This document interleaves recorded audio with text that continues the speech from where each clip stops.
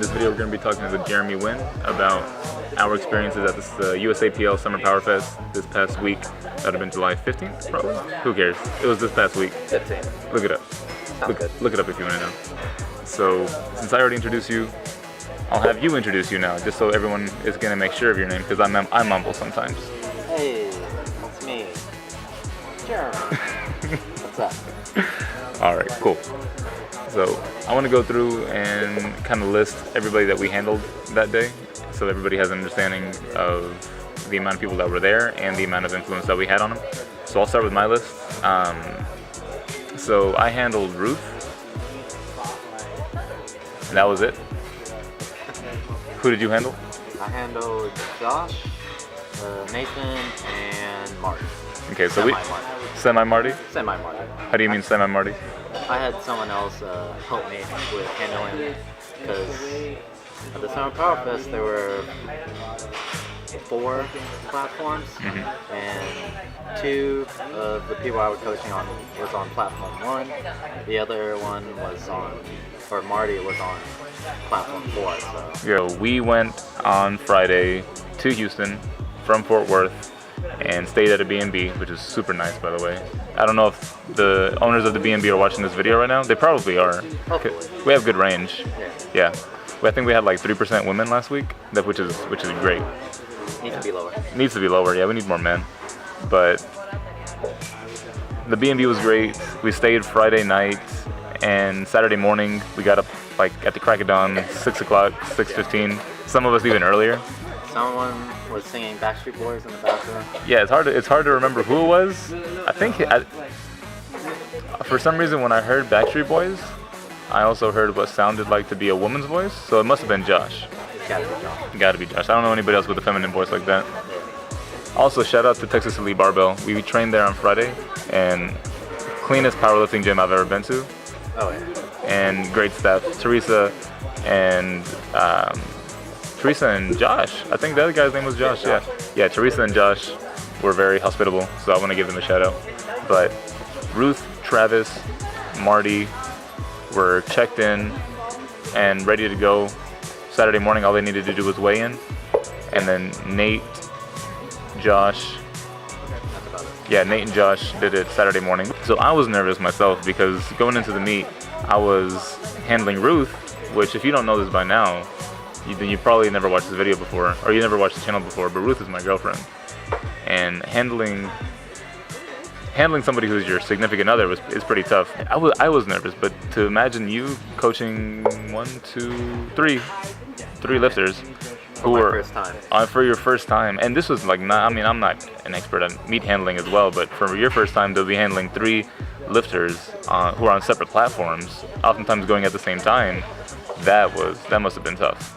My thought process was, all right, they were on, the 4th flight or the 3rd flight, and I was like, all right, let's get them warmed up, like 2nd flight, 2nd set, like halfway 2nd set. All right, started to do that. Maybe should have started a little bit earlier. Yeah. Just a little bit. So with each flight, what'll happen is when your lifter is gonna go up, you want to make sure that they have enough time to warm up, but not have too much time ahead of time to where they're sitting around doing nothing. So that's what you ran into. It's just the 2nd flight, there weren't that many people. They were about midway through their warm-up. And all I hear is, Josh, you're in the hole. Yeah. I went there and I saw that Josh was in the hole, and then I ran back to the warm-up area and I said, Josh, drop everything, Craig's in trouble. Josh and Nate end up getting for the last squats. Josh got 172. It's for like, his, like 3, or 172.5. it's like 360, So 380. 380? So he got 380 for his last squat. Do you remember what Nate got? Nathan got the same thing. Okay, that's pretty cool. Yeah. Yeah. And all of them look super easy, so. yeah. And to set the record straight, you're not their normal coach. No. They don't know this. Coach, you were just filling in because their normal coaches weren't able to be there. Yeah. So Josh is trained by who, and who's trains Nate? Nate is trained by Darrington Wright, and Josh is coached by Anas. Yeah. And so Josh and Nate ended up doing well. They got what they needed to on squats, even though if it was They did really well on squats. even if it was rushed. Yeah. So with Marty, once you got finished with Josh and Nate, you had to transition over to Marty, and you had somebody helping you out. Yeah. Was that Aram? Yeah. Okay, Aram. But Marty, how was it? Because Marty is a relatively big guy. Yeah. He's very strong, and he has a very bold personality. How do you handle somebody like that at a meet? Warm up, and then having him try to sit down. Because he knows literally everyone behind the curtain. He was walking everywhere. He was walking everywhere. I was like, you're about to go lift. Come back. Maybe sit down right there. I tell him to go sit down. He's sitting down. I turn around.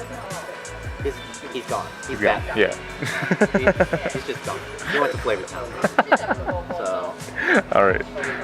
I mean, the longer you wait, the colder you get. The lower your hype gets, depending on the lifter, and the more susceptible you are to losing that weight. So, how did Nate do on bench, and how did Josh do on bench? So Nate went 3 for 3. Okay. What was his heaviest? For his highest was 132.5. Uh-huh. And oh yeah, that was a PR for him. That was a big PR. Yeah. That was a big PR for him. Like 290? Yeah. Yeah. With him, it was a lot different because the sheet that I was given was a little too low for him. So I had to add, I think it was 2.5 kg. So you made that call? Yeah. Yeah. Well, I also had the permission of the coach. That's good. All of them were giving me like a temp sheet. So. So you pretty much have the first, second, third already planned out for worst case scenario and a best case scenario. Yeah. Yeah. And there's worst case, best case, and then just what they say is reach. Like if they're really good. Yeah. Yeah. A reach. Just Yeah. really, really feeling it. Yeah. Nathan was at that reach and then more. And then some. Yeah. Yeah. So with the again, because you were given permission from the coach, but you were there at the meet as well. With a jump from, and this kind of transition into Josh, with a jump on a first to a second to a third attempt, there's a lot, I guess, that plays a part in identifying how much weight, because even if it's really light, it's tough to decide, okay, like, this is super light, but you don't want to make a 5 kg jump, or you don't want to make a 10 kg jump, especially because that could completely shock the system and cause a miss. Yeah. Did something like that happen to Josh? Yeah. So what I did was, his first attempt was easy peasy. Lemon squeezy? Yeah. Just, it looked like RPE 5, RPE 6. Yeah. I was there. So, his second attempt was 117.5, and his third was 125? Yeah. So I thought, he's got this. Let's get it, yeah. So then that's where it all fell down. Yeah, it was a little too heavy. Whenever I saw that, my heart just sank. I was like, oh, okay, no. It's tough. It's tough. And then I started, after that call, I started questioning everything, yeah. Everything. I also had to tell his coach. Oh. Well, you know what though? At least you were there.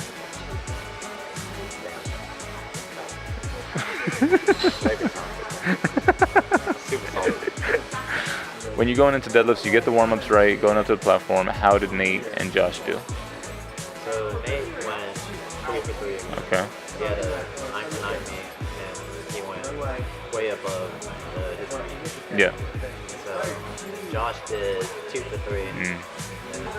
So on his third deadlift, in order to qualify for nationals as a 74 kg open lifter, you gave him that third attempt with the permission of his coach in order to give him that fighting shot. Yeah. So what do you think happened there on the third deadlift? Was it just too heavy? Yeah, it was just a little too heavy, but it's just one of those things where you had to go for it. Exactly, not what if, yeah. There's no way to get that back. And I gave him his 1 and 2, and then I just gave him full beans on. Yeah, all the beans. Yeah.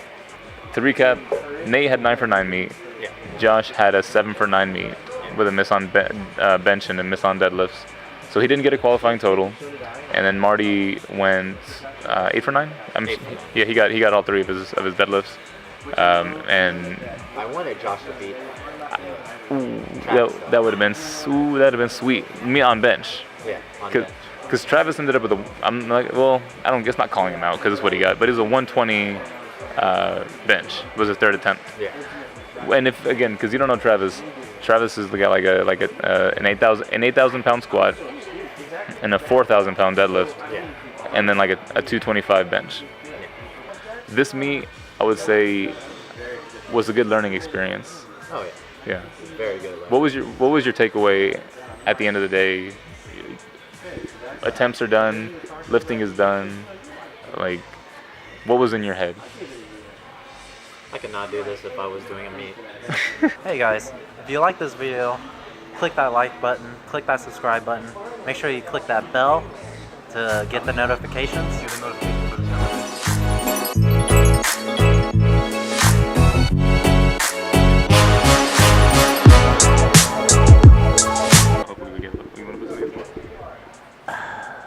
Yes. How are you today?